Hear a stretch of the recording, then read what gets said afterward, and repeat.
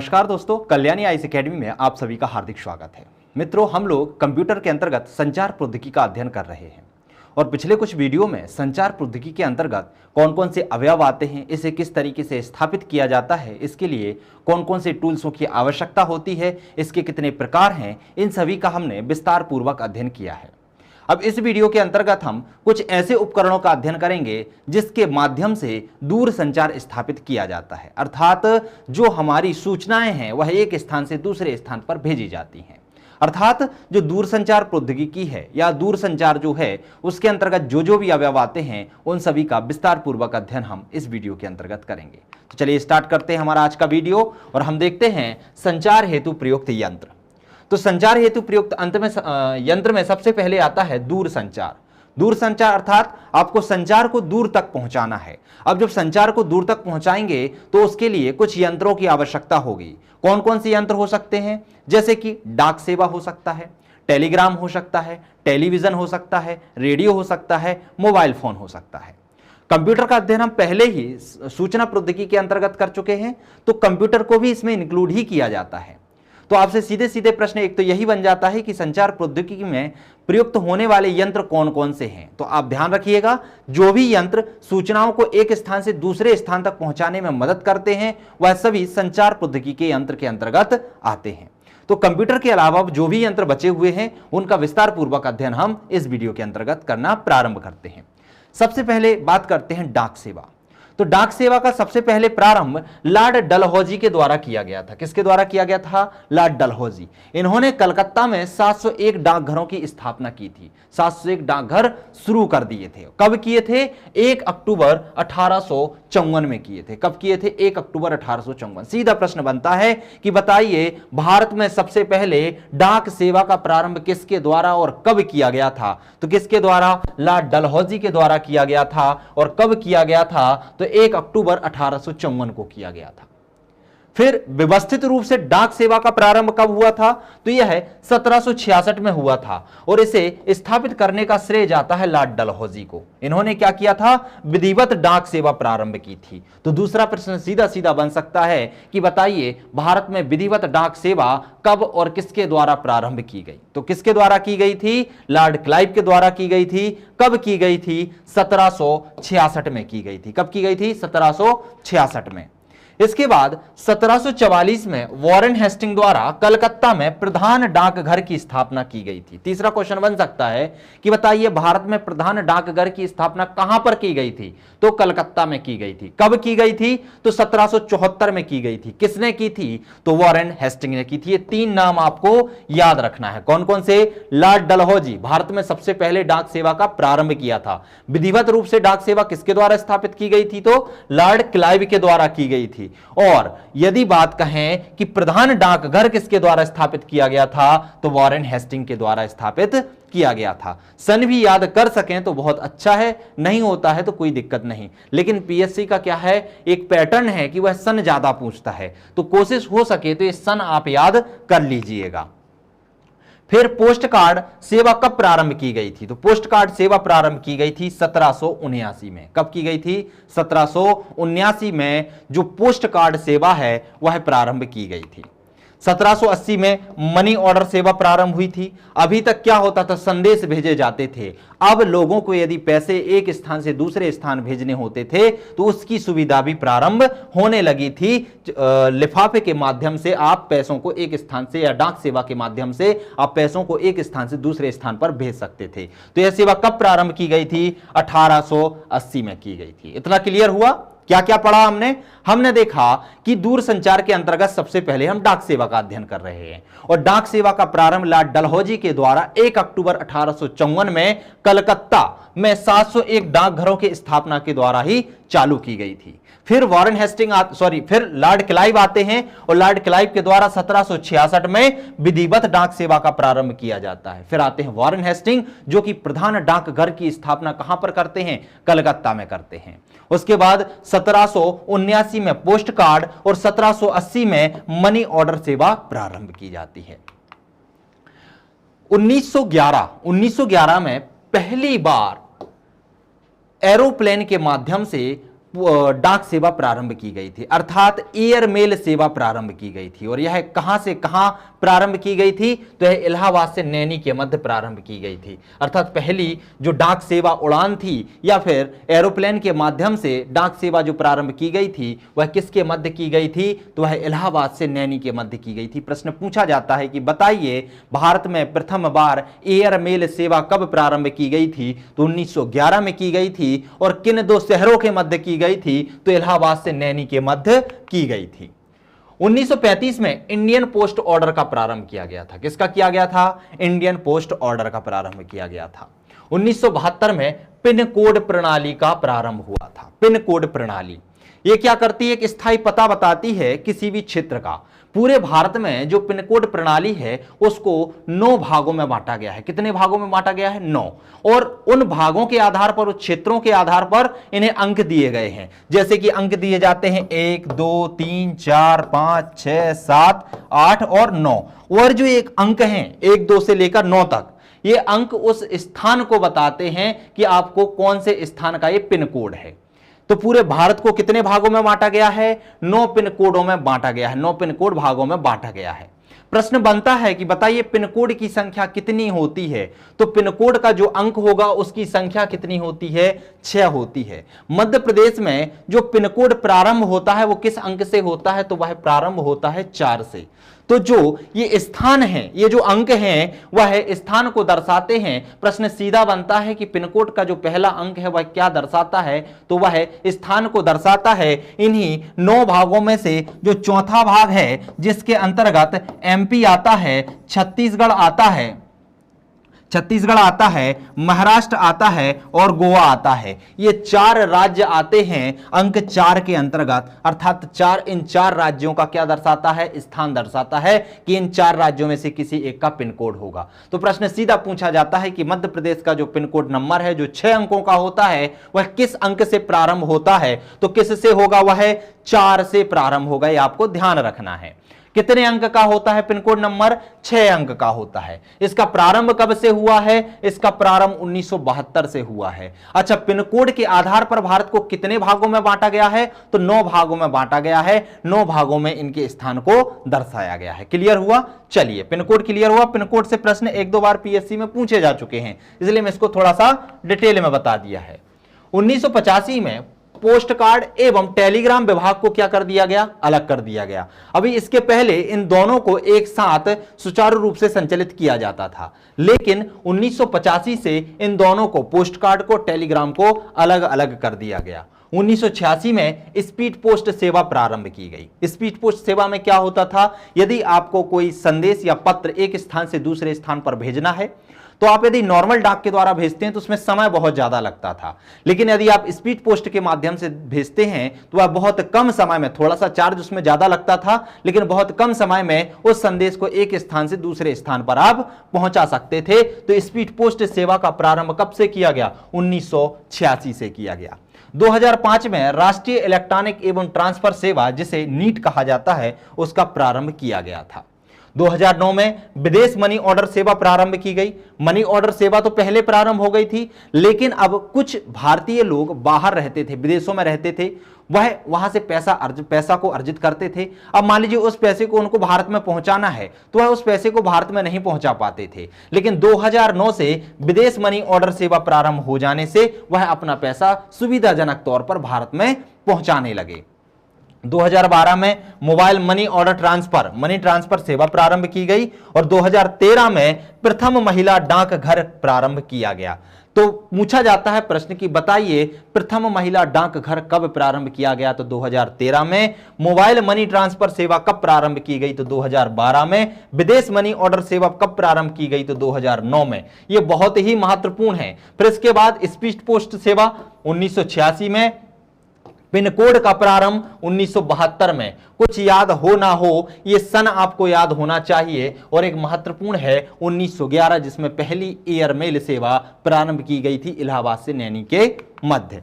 और 2014 में जो पोस्ट ऑफिस के द्वारा या डाकघर के द्वारा जो टेलीग्राफ सेवा थी उसको बंद कर दिया गया है। तो ये आपको ध्यान रखना है कि जो टेलीग्राफ सेवा है उसको कब बंद कर दिया गया डाक सेवा के अंतर्गत, तो 2014 में इसे बंद कर दिया गया। क्लियर हुआ, ये पूरा इतिहास हुआ कि कब किस किस का प्रारंभ हुआ डाक सेवा के अंतर्गत। अब बात कर लेते हैं टेलीविजन की। टेलीविजन भी क्या है, संचार उपलब्ध कराने वाली एक युक्ति है। टेलीविजन का आविष्कार जो था या टेलीविजन जब से आया उसके लिए सबसे पहले आविष्कार हुआ एलईडी का। एलईडी के आधार पर ही आगे चलकर टेलीविजन बना। तो एलईडी का आविष्कार कब हुआ, तो 1927 में व्लादिमीरोविच लोसेव, एक रूसी वैज्ञानिक हैं, उनके द्वारा किया गया था। किसका, एलईडी का आविष्कार। और जैसे ही एलईडी का आविष्कार हुआ तो एलईडी के आविष्कार के साथ ही टेलीविजन का भी आविष्कार हो गया।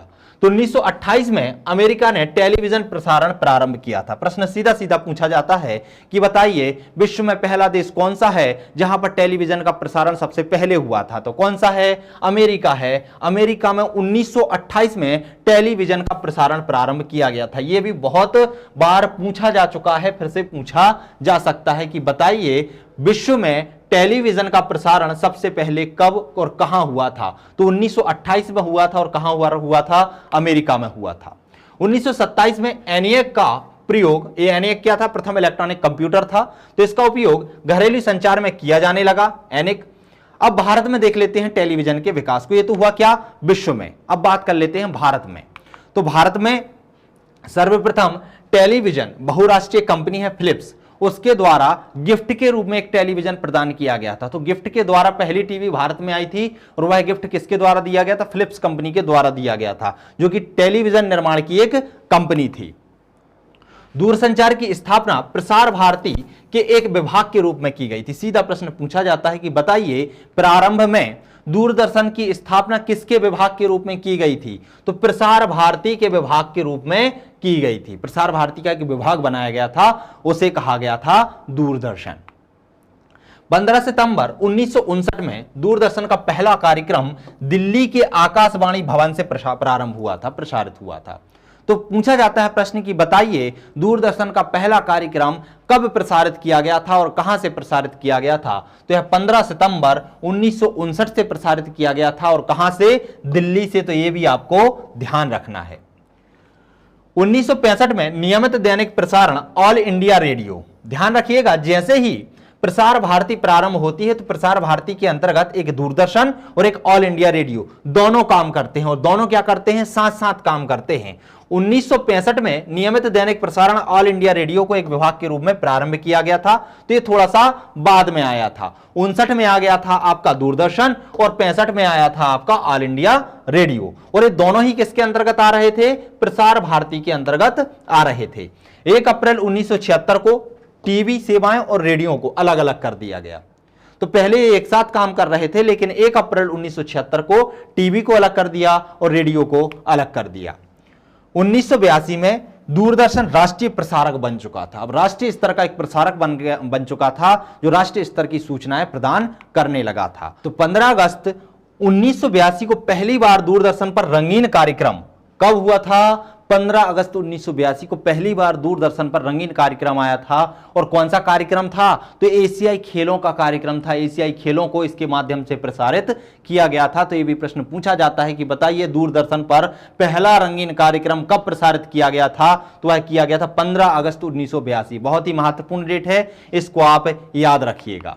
बात कर लेते हैं प्रसार भारती की। तो यह है देश में लोक सेवा प्रसारक है। क्या है, देश में जो लोक सेवा है उसका प्रसारक है, उसके लिए सूचनाएं प्रदान करता है।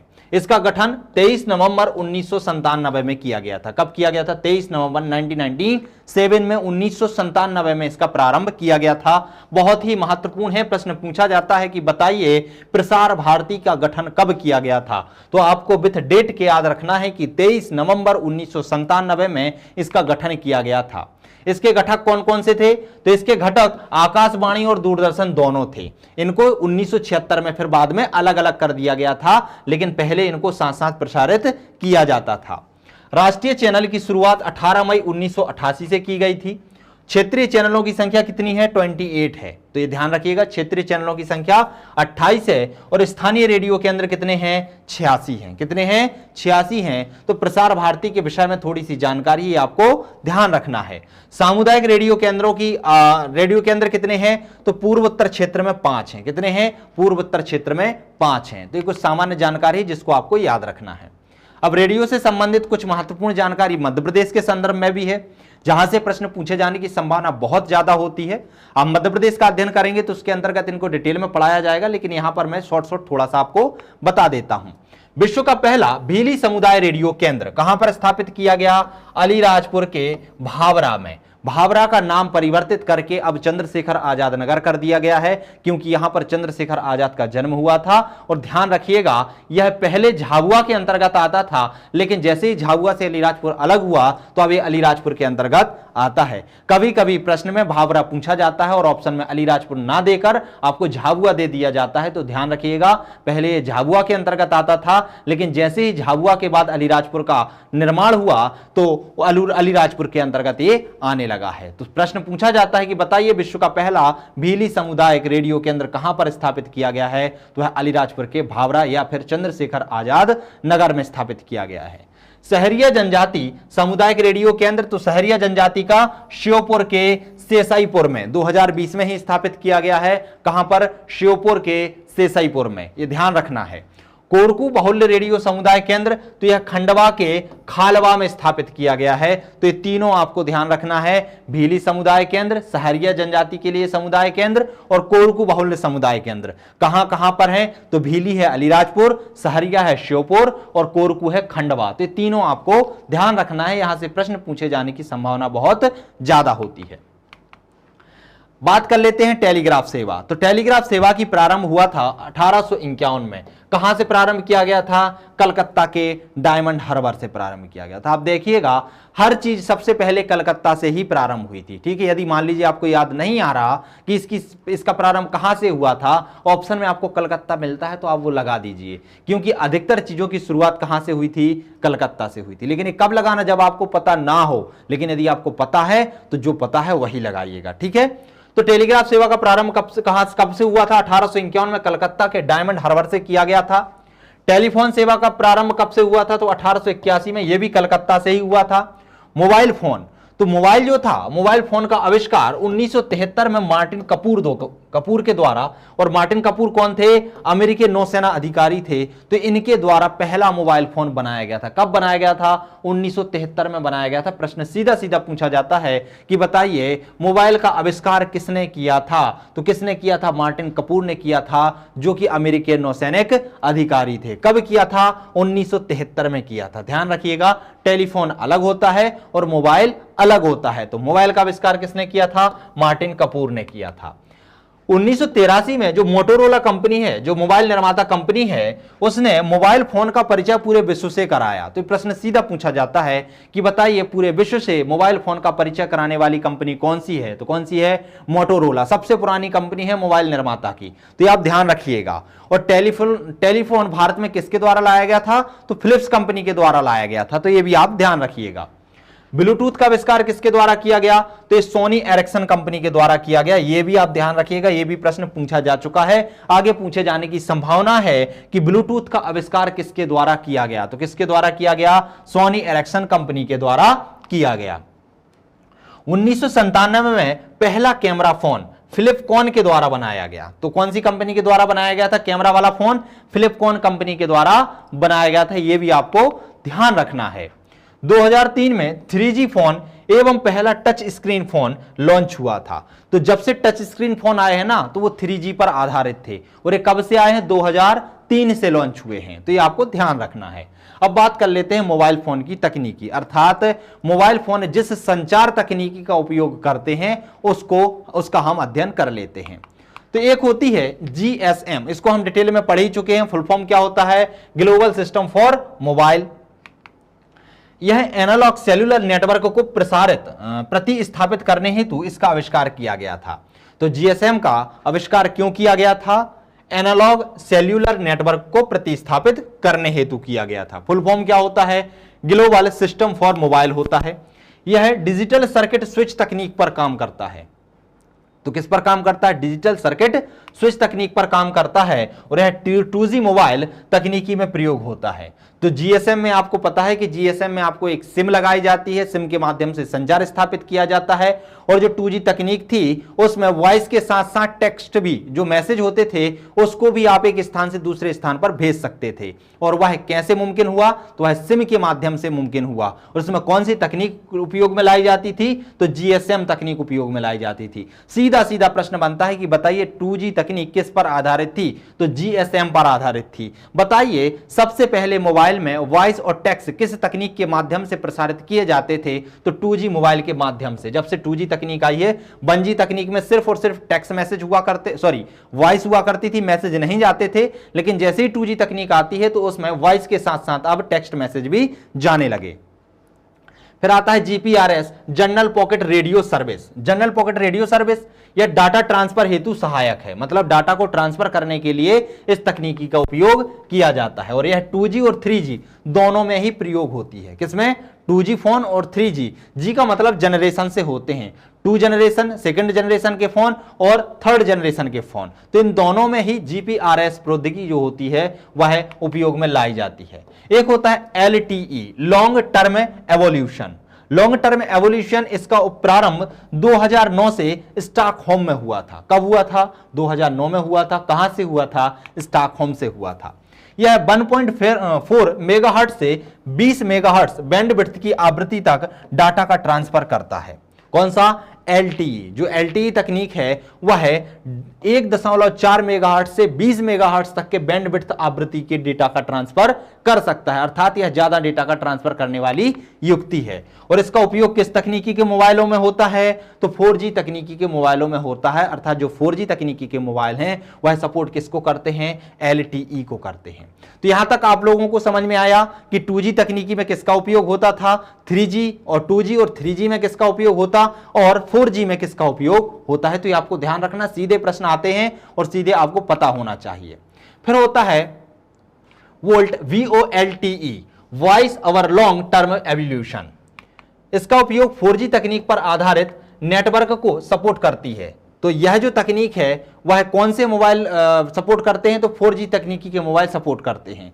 ध्यान रखिएगा, इसके उपयोग से 4G तकनीक और 4.5G दोनों का उपयोग किया जाता है। इस तकनीक का उपयोग कहां पर किया जाता है? 4G मोबाइल में और 4.5G मोबाइल में। तो ये थोड़े से बीच का होता है, 4G और 5G के बीच का होता है। तो इन दोनों में ही किसका उपयोग किया जाता है? वोल्ट का उपयोग किया जाता है। अब प्रश्न ये पूछा जाता है आपसे, एक तो यहां से पूछा जाएगा, दूसरा यहां से पूछा जाएगा।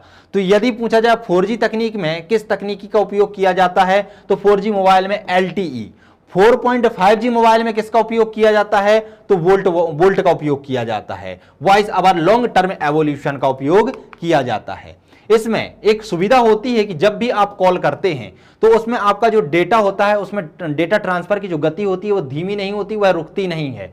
इसके पहले जो तकनीकी थी उसमें क्या होता था, मान लीजिए आप इंटरनेट चला रहे हैं, उसी वक्त यदि फोन आ गया और आपकी कोई चीज डाउनलोडिंग पे लगी हुई है तो वह डाउनलोडिंग कैंसिल हो जाती थी या रुक जाती थी। क्यों? क्योंकि फोन आने से जो डेटा ट्रांसफर होता था या इंटरनेट कनेक्शन होता था वह टूट जाता था। लेकिन वोल्ट तकनीकी के माध्यम से वह इंटरनेट कनेक्शन नहीं टूटता है। आप कोई चीज डाउनलोड कर रहे हैं, कोई चीज का प्रोसेसिंग चल रही है और यदि बीच में कॉल आ जाता है तो आप बात भी कर सकते हैं और आप चीजों को डाउनलोड भी कर सकते हैं, अर्थात उसमें इंटरनेट को भी चला सकते हैं।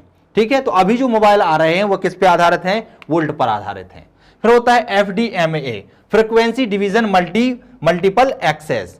तो यह एंड तकनीकी पर आधारित होता है और यह 1G मोबाइल को प्रयुक्त होती है। तो 1G मोबाइल में किस तकनीकी का उपयोग किया जाता है? FDMA का प्रयोग किया जाता है। तो क्लियर हुआ कि FDMA का उपयोग कहां होता है, GSM का उपयोग कहां होता है, 2G, 3G, 5G, 4G तकनीक में किन किन तकनीकों का उपयोग होता है। अब बात कर लेते हैं मोबाइल की पीढ़ियों के विषय में। यहां से भी प्रश्न पूछे जाने की संभावना बनी रहती है। एक तो यहां से सीधा सीधा फुल फॉर्म पूछ लिया जाता है कि बताइए 4G का फुल फॉर्म होता क्या है, तो 4 जनरेशन टेक्निक होता है। तो क्लियर है, इस तरीके से आपसे सीधे सीधे फुल फॉर्म भी पूछ लिए जाते हैं। उसके अलावा इससे संबंधित और भी चीजें पूछ ली जाती हैं, उनको भी हम देख लेते हैं कि कौन सी तकनीकी में कितने डेटा का ट्रांसफर किया जा सकता है, कौन कितनी स्पीड पर काम करता है। तो सबसे पहले आती है फर्स्ट जी या 1G, जिसे फर्स्ट जनरेशन टेक्नोलॉजी कहा जाता है। सबसे पहले जो मोबाइल आए थे वो 1G पर ही आधारित थे, जिसमें सिर्फ और सिर्फ किसका आदान प्रदान किया जाता था, वॉइस का आदान प्रदान किया जाता था। और इसका प्रारंभ किया गया था 1981 से। कब किया गया था? 1981 से इसका प्रारंभ किया गया था और यह एनालॉग तकनीक पर आधारित था। किस पर था? एनालॉग तकनीक पर आधारित था। इसमें 2.4 kbps की स्पीड से डेटा का ट्रांसफर होता था। तो डेटा के ट्रांसफर की स्पीड कितनी होती थी? बहुत ही कम होती थी, 2.4 kbps होता था, किलोबाइट पर सेकंड होता था। इसमें केवल वॉइस डेटा ही स्थानांतरित होते थे, ना आप टेक्स्ट कर सकते थे, ना ही आप वीडियो कॉल कर सकते थे। क्या होता था? सिर्फ आवाज जाती थी। आपने देखा होगा कि जो पहले बीएसएनएल के मोबाइल भारत में आया करते थे, काले प्रकार के होते थे, उसमें क्या होता था कि सीधे सीधे आप सिर्फ बात करने के लिए उनका उपयोग कर सकते थे। वह 1G पर आधारित थे। वह आकार में आपने देखा होगा बहुत बड़े होते थे और वजनदार होते थे, है ना। तो यह मोबाइल क्या होते थे? मोबाइल आकार में बहुत बड़े हुआ करते थे और इसका उपयोग प्रारंभ में कार या वाहनों में किया जाता था।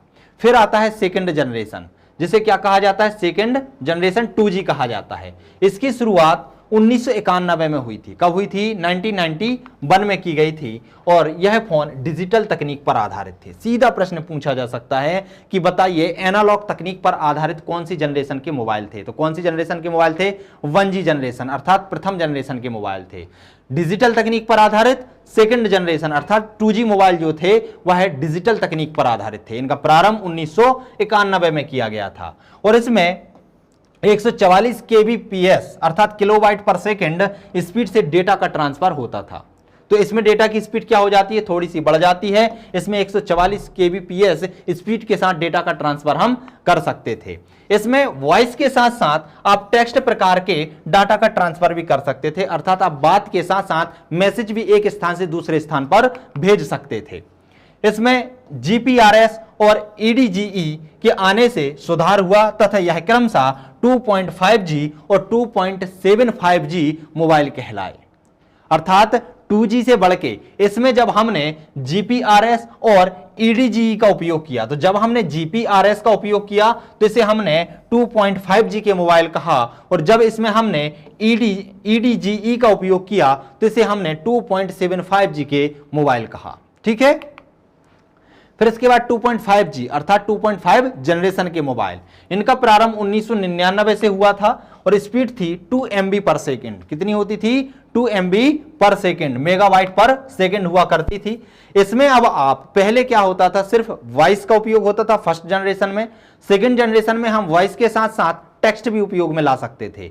अब 2.5 जनरेशन आ जाती है, इसमें आप वॉइस भी भेज सकते हैं, टेक्स्ट भी भेज सकते हैं, साथ ही साथ MMS भी भेज सकते हैं। MMS में क्या होता था? वीडियो मैसेज कहलाते हैं। MMS का फुल फॉर्म होता है मल्टीमीडिया मैसेजिंग। इनको भी आप भेज सकते थे 2.5G में। फिर आती है 3G तकनीक अर्थात थर्ड जनरेशन टेक्नोलॉजी। इसका प्रारंभ वैश्विक रूप से 2002 में प्रारंभ हो गया था, लेकिन भारत में MTNL द्वारा 2008 में दिल्ली में जादू नाम से शुरू किया गया था। तो प्रश्न पूछा जाता है कि 3G तकनीक को भारत में कहां से, किसके द्वारा, कब और किस नाम से लागू किया गया? तो कब? भारत में MTN कंपनी द्वारा जादू के नाम से 2008 में दिल्ली से इसको क्या किया गया था? प्रारंभ किया गया था। इसकी स्पीड जो थी वह 2G की अपेक्षा और 2.5G की अपेक्षा ज्यादा होती थी। कितनी होती थी? 2 MB पर सेकंड से लेकर 100 MB पर सेकंड होती थी। कैसी होती थी? 2 MB पर सेकंड से 100 MB पर सेकंड, अर्थात इसकी स्पीड बहुत ज्यादा थी 2G की अपेक्षा।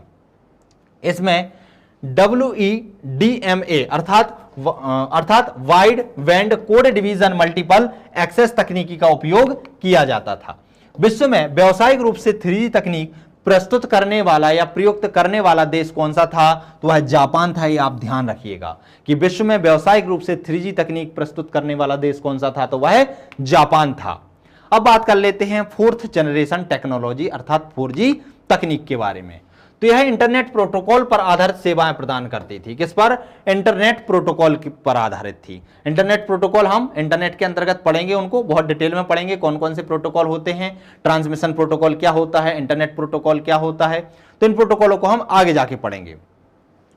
प्रारंभ वैश्विक स्तर पर 2010 में हुआ था 4G तकनीकी का, और भारत में 2012 में हुआ था। तो ये ध्यान रखिएगा, पूछा जा सकता है कि बताइए 4G तकनीक का प्रारंभ वैश्विक स्तर पर कब, तो 2010 में, और भारत में कब, तो 2012 में हुआ था।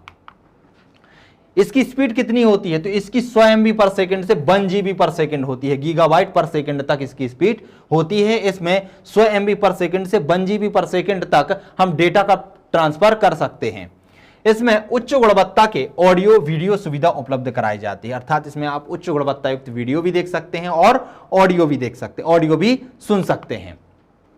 फिर आती है 5G तकनीक। 5G तकनीक, तो इसका विकास वैश्विक स्तर पर 2007-8 में किसके द्वारा किया गया था, तो नासा के द्वारा किया गया है। ठीक है, तो ये आपको ध्यान रखना है, कब किया गया था, 7-8 में किया गया था। 2008 में कोरिया ने इसका प्रथम परीक्षण किया था। भारत में 2013 में इजराइल के साथ हमने क्या किया था, 5G तकनीक को लेकर समझौता किया था। और अभी वर्तमान में 2020 में हमने चीन की हुवेई कंपनी, जो हुवेई कंपनी है, उसके साथ समझौता किया है 5G तकनीक को लेकर। इसकी स्पीड की बात करें तो यह 1 GB पर सेकंड से लेकर 10 GB पर सेकंड, अर्थात 10 GB प्रति सेकंड इसकी स्पीड होती है। भारत में पहला 5G, भारत में 5G का जो पहला ट्रायल है वह कहां पर हुआ था, तो वह भी हैदराबाद में हुआ था। कहां हुआ था, हैदराबाद में हुआ था। और किस कंपनी ने किया था, तो एयरटेल कंपनी ने किया था। यह भी आप ध्यान रखिएगा, सीधा प्रश्न पूछा जाता है कि बताइए भारत में 5G का पहला ट्रायल कहां पर और किसके द्वारा किया गया था, तो कहां पर किया गया था, हैदराबाद में किया गया था। किसके द्वारा किया गया था, तो एयरटेल कंपनी के द्वारा किया गया था। एक होता है IMEI नंबर, ये मोबाइलों का नंबर होता है जिससे मोबाइल का पता चल जाता है कि मोबाइल कैसा है। ठीक है, इसमें रेडिएशन का खतरा है कि नहीं है। इसे इंटरनेशनल मोबाइल इक्विपमेंट आइडेंटिटी कहा जाता है। यह 15 अंकों का होता है। सीधा प्रश्न पूछा जाता है कि बताइए IMEI नंबर कितने अंकों का होता है, तो कितने अंकों का होता है, 15 अंकों का होता है। और इसे कैसे ज्ञात कर सकते हैं, तो आप मोबाइल में *#06* टाइप करेंगे तो उसके साथ ही ये नंबर आपका मोबाइल का बता देगा। क्लियर हुआ। चलिए अब हम बात कर लेते हैं देशों की, प्रमुख देश हैं उनकी प्रमुख मोबाइल कंपनियां कौन कौन सी हैं, किस देश की कौन कौन सी कंपनियां हैं। तो यहां पर हमने देश के साथ उसकी कंपनियों को लिख दिया है, आपको ये लिस्ट मिल जाएगी। इस लिस्ट के आधार पर इन कंपनियों को आप देख लीजिए, क्योंकि सीधा सीधा प्रश्न आ जाता है कि बताइए जियोनी कंपनी किस देश की कंपनी है, किस देश की मोबाइल कंपनी है, तो आपको पता होना चाहिए। तो चाइना की कौन कौन सी हैं, तो लेनोवो है, हुवेई है और जियोनी है। कौन कौन सी है, लेनोवो, हुवेई और जियोनी। अब ध्यान रखिएगा, बहुत सारी आती हैं, आप बोलोगे सर आपने ओप्पो नहीं बताई, आपने वीवो नहीं बताई, तो ये जो जियोनी है इसी की ही ब्रांचेस हैं। ओप्पो है, वीवो है, रेडमी है, रियलमी है, तो किसकी है, जियोनी की ही क्या है, ब्रांचेस हैं अलग अलग। तो 3 कंपनी है, लेनोवो, हुवेई और जियोनी, किसकी है, चाइना की है। जापान की बात करें तो पैनासोनिक और सोनी है। कौन कौन सी है, पैनासोनिक और सोनी दोनों कहां की हैं, जापान की हैं। कनाडा की है ब्लैकबेरी मोबाइल कंपनी कहां की है, कनाडा की है, आप ध्यान रखिएगा। दक्षिण कोरिया की कौन कौन सी हैं, एक LG है और एक सैमसंग है। तो पूछा जाता है प्रश्न की सैमसंग कहां की कंपनी है, तो दक्षिण कोरिया की। LG कहां की है, तो दक्षिण कोरिया की। ताइवान की कौन कौन सी हैं, तो यहां की एसर है, HTC है और आसूस है। कौन कौन सी हैं, एसर, HTC और आसूस, ये कंपनियां कहां की हैं, ताइवान की हैं। अमेरिका की बात करें तो अमेरिका की एप्पल है और गूगल है। कौन कौन सी हैं, एप्पल और गूगल अमेरिका की हैं। इसके बाद नीदरलैंड की कौन सी है, तो फिलिप्स है। ध्यान रखिएगा, फिलिप्स जो कि टेलीविजन की पहली कंपनी थी जिसने भारत को पहला टेलीविजन गिफ्ट किया था, वह कौन सी थी, फिलिप्स थी। और कहां की है, नीदरलैंड की है। फिनलैंड की कौन सी है, तो नोकिया है। तो ये आप ध्यान रखिएगा, तो फिनलैंड की कौन सी है, नोकिया। क्या क्या देखा हमने देखे विभिन्न देश और उनकी मोबाइल कंपनियां। चाइना की कौन सी थी, 3 है। कौन कौन सी, लेनोवो, हुवेई और जियोनी। जापान की कौन कौन सी हैं, पैनासोनिक और सोनी। कनाडा की ब्लैकबेरी, दक्षिण कोरिया की LG और सैमसंग, ताइवान की एसर, HTC और आसूस, अमेरिका की 2 एप्पल और गूगल, नीदरलैंड की फिलिप्स और फिनलैंड की है नोकिया। तो ये हुई जितनी भी संचार तकनीकी है। यह संचार तकनीकी कैसे स्थापित की जाती है, उसके लिए कौन कौन से टूल्स की आवश्यकता होती है, किस तरीके की माध्यम की आवश्यकता होती है और कौन कौन से उपकरण इसके अंतर्गत उपयोग में लाए जाते हैं। तो जितना भी सूचना और संचार तकनीकी के अंतर्गत आपके सिलेबस में दिया हुआ है, या आप सूचना संचार तकनीक के अंतर्गत जो कुछ भी आता है उस सभी को हमने समेटने का प्रयास किया है। तो दोस्तों मेरे ख्याल से आप लोगों से जो भी प्रश्न यदि सूचना और संचार तकनीकी से पूछे जाएंगे वह बनने चाहिए, लेकिन मैं ये नहीं कहूंगा कि यहां ये पूर्ण हो जाता है। आपको ये पढ़ने के साथ साथ अधिक से अधिक ऑब्जेक्टिव लगाने होंगे, क्योंकि ऑब्जेक्टिव से क्या होता है, आपके माइंड का परीक्षण होता है। आपको पता लगता है कि आप कहां पर स्किप कर रहे हैं और कहां पर आपको चीजें याद आ रही हैं, क्योंकि सूचना और संचार प्रौद्योगिकी जो है बहुत ही बड़ा टॉपिक है। इसमें पूरा कंप्यूटर भी पढ़ते हैं आप, टेलीविजन भी पढ़ते हैं, टेलीग्राफ भी पढ़ते हैं, डाक सेवा भी पढ़ते हैं, उसके साथ ही रेडियो भी पढ़ते हैं, मोबाइल तकनीकी भी पढ़ते हैं, और तो इतनी सारी चीजें आपको पढ़नी होती हैं। तो इसमें भूलने के चांसेस बहुत ज्यादा होते हैं, प्रश्न पूछने की संभावना भी बहुत ज्यादा होती है। तो यहां पर आप अधिक से अधिक जो आपकी नवी यूनिट है उसमें आपको अधिक से अधिक ऑब्जेक्टिव लगाना है और अधिक से अधिक बार रिवीजन भी करना है, क्योंकि यहां से प्रश्न बनने की संभावना भी बहुत ज्यादा होती है और प्रश्न गलत होने की संभावना भी बहुत ज्यादा होती है। तो आप जितनी ज्यादा प्रैक्टिस करेंगे उतना ज्यादा निखार इस सब्जेक्ट में आपका आता जाएगा। तो मिलते हैं अगले टॉपिक में अगले वीडियो के साथ, तब तक के लिए नमस्कार।